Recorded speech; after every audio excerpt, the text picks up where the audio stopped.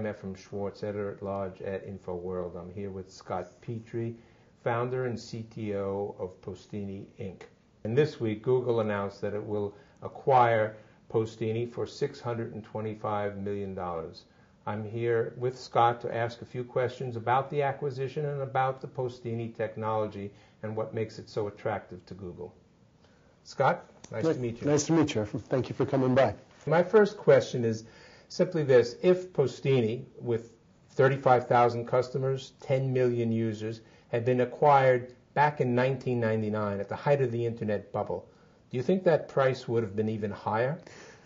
If I had my crystal ball now and could look back then, maybe the answer would be one thing, or if I had my crystal ball then and could look forward and know what a force Google would turn into, my answer might be different. What I will say is that Google taking the Postini technology, our services, and making them available to customers is a significant endorsement of the enterprise services model, regardless of the price. We're extremely happy with the valuation. We're extremely happy with what it signals in terms of Google's seriousness of investing in this space.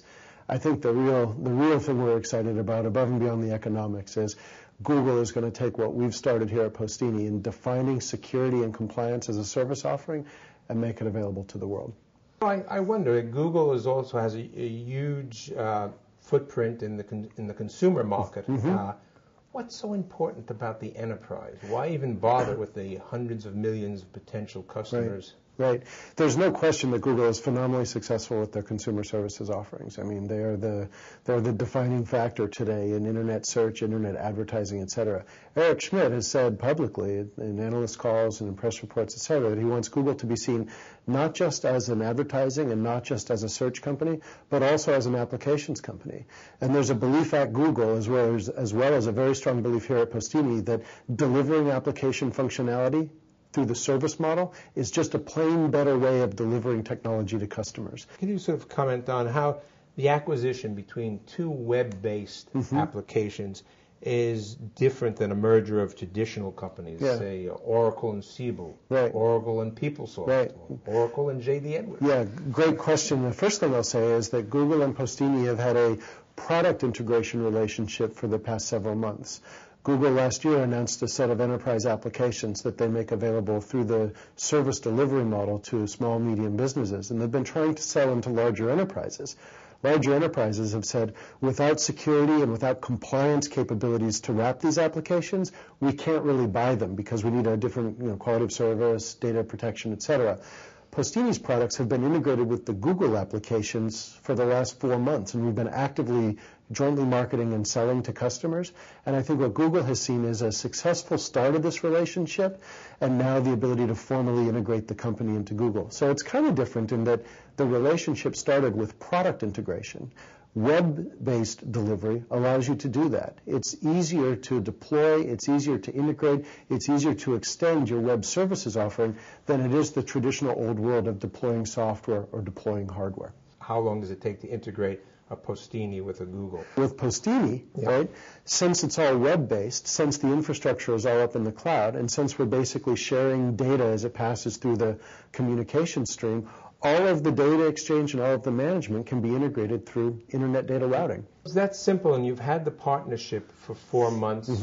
What does the acquisition give Google that the partnership didn't? This is definitely an indicator of how serious Google is in getting into the enterprise application space. So before, we integrated the products because it was customers are wanting. With the acquisition, Google actually gets the people, the technology, the processes, the back-end infrastructure, the service level agreements that we represent, the DNA that we have in delivering enterprise applications, that now becomes part of Google. Now, we also are still with the enterprise. We've got compliance, but there's a new component. It's not fairly new, but there's been new federal rules. Federal Rules for Civil Procedure, FRCP. Absolutely. And that's e-discovery. That's correct. Is Postini sort of geared up for that as well? We are absolutely perfectly situated for that. And in fact, our archiving product line, which is all about capturing data that goes through the communications medium, email, IM, capturing that information and storing it in archive with a retention period and providing indexed search into that data that allows legal counsel, CIOs, privacy officers to go in and see what was said over those communications mediums. FRCP has been a big driver for us selling our archiving product line. So we're very well situated for that. And what we're seeing, it's very similar to the phenomenon when spam got out of control back in the 2000 timeframe. Remember when spam was ramping, 10, 20, 30, 40% of the mail per month? It was the end of the internet. It was the end of the internet, that's right. And then, customers were queuing over because of the volume. They couldn't keep up with growth. We're seeing the same challenges where IT is wrestling with solutions, installing hardware, installing disk drives, trying to archive and store this information so they can respond to an FRCP request if they need to, turning to Postini and saying, hey, I trust you for my security. You've already got the processing and the policy framework in place. Go ahead and store a copy and give me a discovery tool as well. Going forward, does the acquisition by Google, does that in any way limit Postini's ability to partner with other software vendors? Vendors may say, now they're with Google, we don't want to deal with them for one reason or another. That's a great question, because partner technology is part of what makes us, our product better. And I think in this market, there is a lot of co-opetition, as people call it, where one vendor might be competitive with another vendor, but there's a licensing agreement in place. What we've seen with Google is a desire to grow the business. They don't want to disrupt what Postini has done. In fact, they want to scale what Postini has done. What are your customers, just as a Postini, what are your customers asking for that you haven't quite delivered to them yet? I thought you were going to go a different way. That's a very good question. And that's something I'm excited about in this acquisition as well, because clearly Google has, innovators. They've got a reputation for rapid technology advancement, et cetera. So I'm hoping that our roadmap, the sort of slope of the curve change on our roadmap increases as part of this acquisition as well. There are some product areas that our customers have been asking Postini for, and hopefully these line up with what Google is interested in providing as well. We are very good today in blocking viruses, spam outbreaks, et cetera, in the moment that they're breaking out.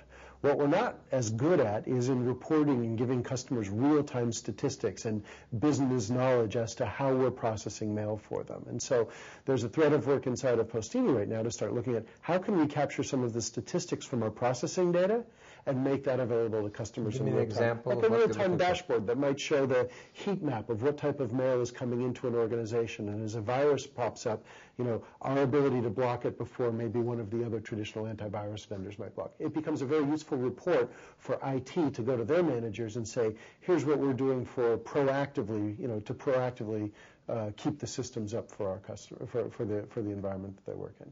So it's things like that. It's things that aren't necessarily in the core security space or the core compliance space, but it's more about business intelligence or data reporting. Thank you, Scott. Thank you very much, Irfan. Thanks for coming by. Thank you. Yeah.